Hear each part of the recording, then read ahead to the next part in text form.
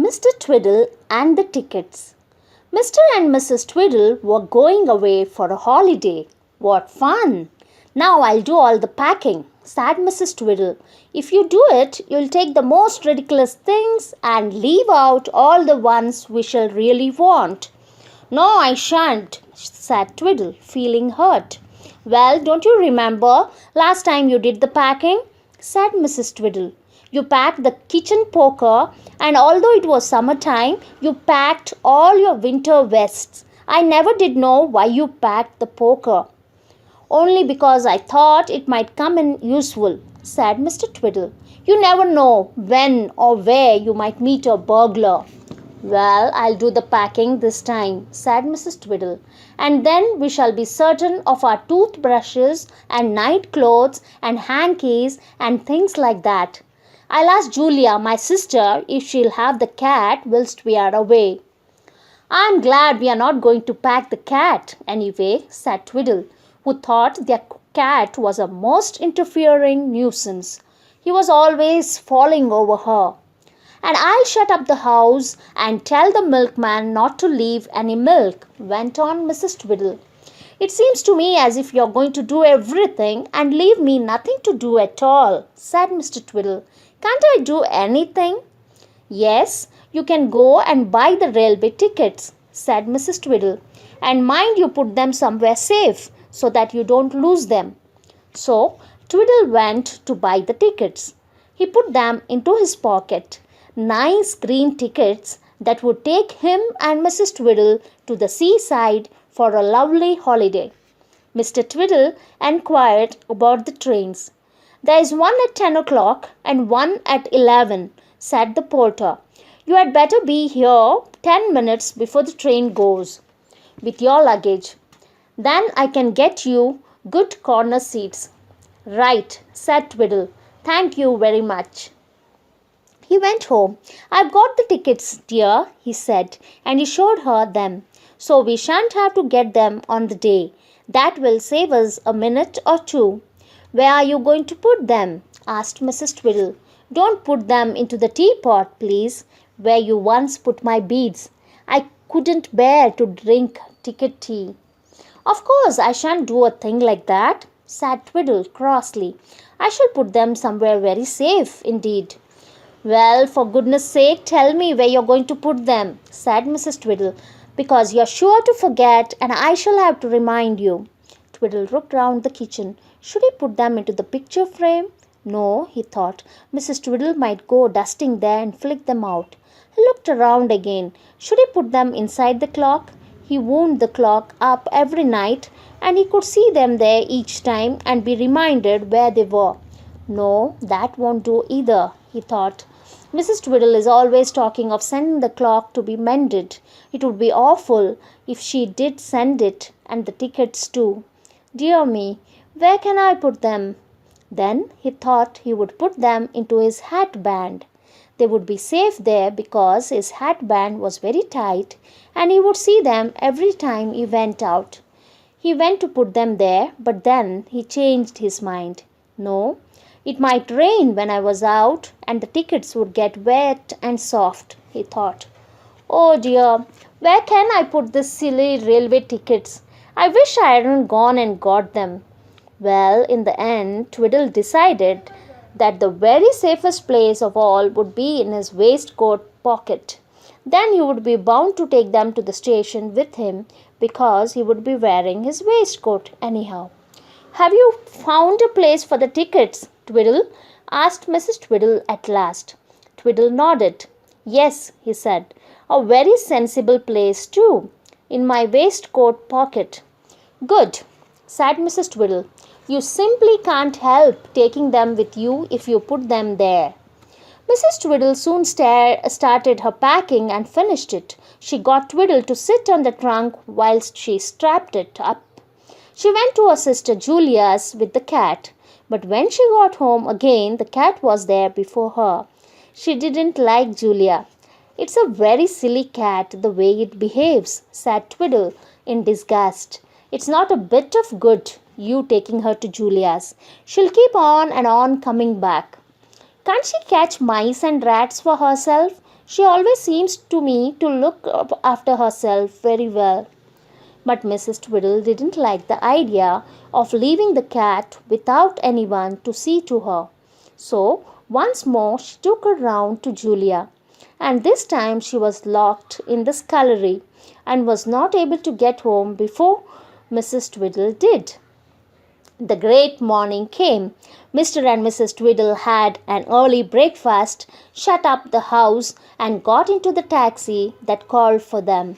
On the way to the station, Mrs. Twiddle asked Twiddle to get the tickets ready. He felt around for them. But what was this? He hadn't got his waistcoat on. He was wearing his pullover instead. Mrs. Twiddle stared at Twiddle in dismay. You stupid man, you decided to wear your pullover instead of your waistcoat, and now you must have gone and left the tickets behind. Quick, tell the taxi driver to go back. Twiddle rapped on the window and told the driver to turn and go back.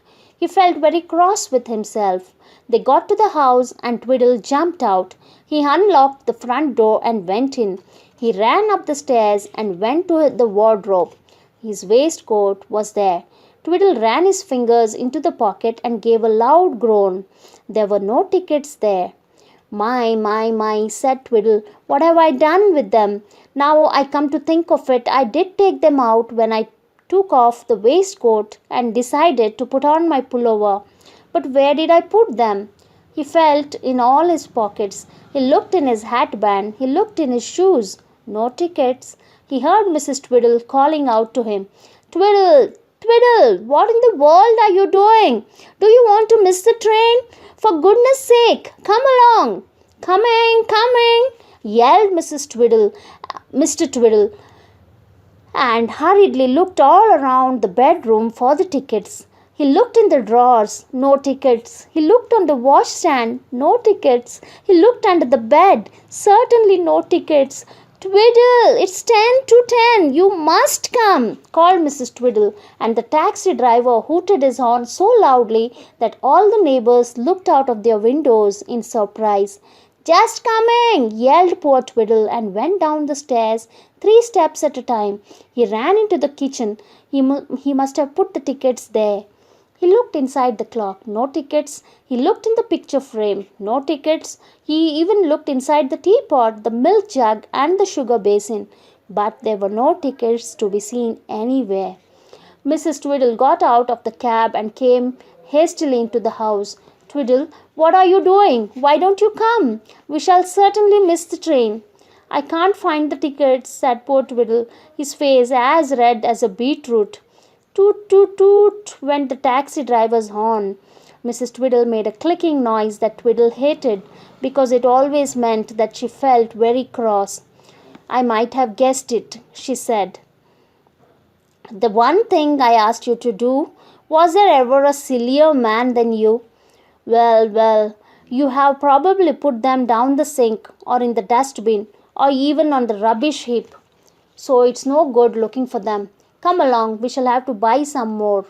Mr. Twiddle slammed the front door.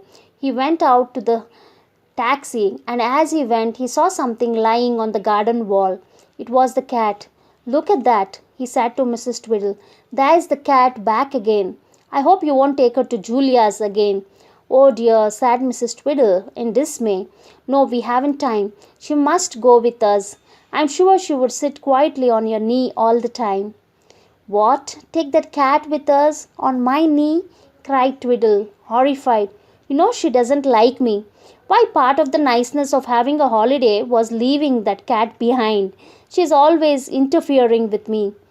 Well, Puss will have to come, said Mrs. Twiddle firmly. Hold your tongue, Twiddle. What with losing the tickets and missing the train, you have done enough for one morning. The train could be heard in the distance. It had come into the station and was now on its way out. How tiresome. They really had missed it. Train is gone, ma'am, said the taxi driver. I know, said Mrs. Twiddle. Twiddle, take the cat, please. I've got the lunch basket to carry.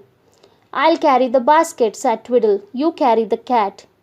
No, you would lose the lunch things, said Mrs. Twiddle. Here is the cat.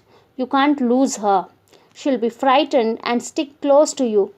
They arrived at the station. I must go and buy some new tickets, said Mrs. Twiddle. Now hold on to the cat and stand just here so that I know where you are. Mrs. Twiddle went to the ticket office. She opened a bag to get out her money, and there, neatly tucked in among the coins, were two green railway tickets. Mrs. Twiddle stared at them. The tickets, she said, they are in my bag. How in the world did they get there? She hurried back to Twiddle, who was trying to stop the cat from putting her claws into his shoulder. Twiddle, look here. How did these tickets get into my bag? Twiddle stared and then he grinned in delight. Of course, that is where I put them when I changed my waistcoat for a pullover. I remember thinking that the very safest place of all would be your bag, because you are never parted from that, and you would be sure to take it to the station with you. Wasn't I clever, dear? It would have been cleverer to remember when you put them, said Mrs. Twiddle. We have missed the train, but never mind. The porter says there is another at 11 o'clock, and it's faster than the one we missed and won't be so crowded. And anyway, it was a good thing we had to go back, because we found poor old Puss, and she'll be able to have a holiday with us. Oh my, groaned Twiddle to himself. Why didn't I remember? I had popped the tickets into Mrs. Twiddle's bag. Then we wouldn't have gone back and found the cat. Now she'll spoil my holiday. I know she will. In future, I'll be sensible and remember every single thing. But he won't, will he? Poor old Twiddle. He had the cat on his knee all the way to the seaside, and dear me, how she did dig her 20 claws into him.